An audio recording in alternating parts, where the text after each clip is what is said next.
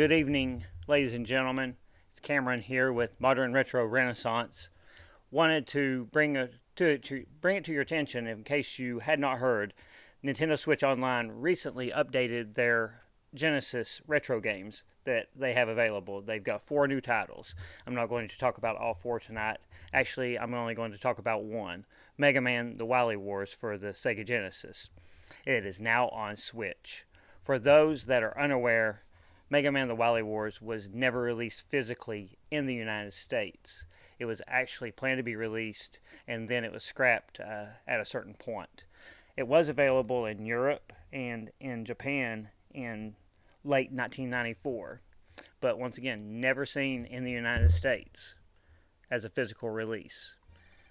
Recently, we have been able to play it through, obviously, emulation. It was on the Genesis Mini, various places like that, but this was quite the pleasant surprise to see this game show up on the Switch. It's kind of a present that Nintendo has given us that I was not expecting to see on the Switch Online.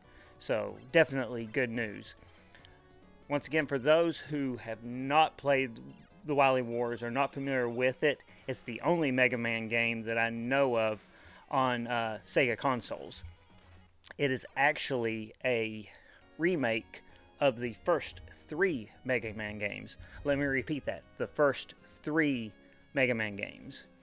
Mega Man 2 and Mega Man 3, in my opinion, are the greatest 2D Mega Mans ever made, bar none. That includes Mega Man X, and I know that's a big, bold statement to make, but that is a Mega Man hill that I am willing to die on. The Wily Wars adds a little something extra. Once you've beaten all 3 games, you actually go to the Wily Wars Tower part of the game, which is the final game content of the game. When I saw this pop up on my Switch a few days ago, I had to do a double take. I didn't think that what I was seeing was real. But then I hit play, and what do you know? It was actually on my Switch, and it plays wonderful. One thing that I would advise all of my listeners, if you're playing on the Switch, go into the options and switch the controls around. It currently, if you're using a Pro controller, has shoot with the B button, the A button jumps, and the Y button switches your weapons, goes to your weapon switch menu.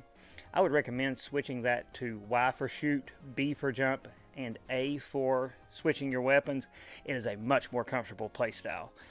From what I can tell, you have to change that every time you start the game, but it's not that big of a thing. It's just really remembering to do it.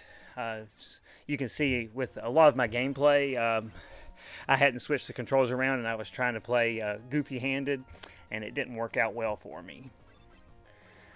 Once again, guys, this was an unexpected surprise.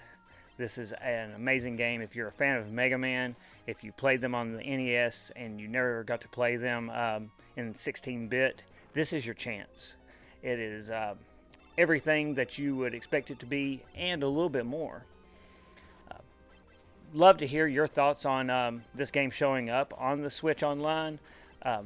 Love to just hear your memories about playing the Mega Man games, maybe when you were young like I was. Until next time, guys, play some Mega Man, have some fun, and have a good night.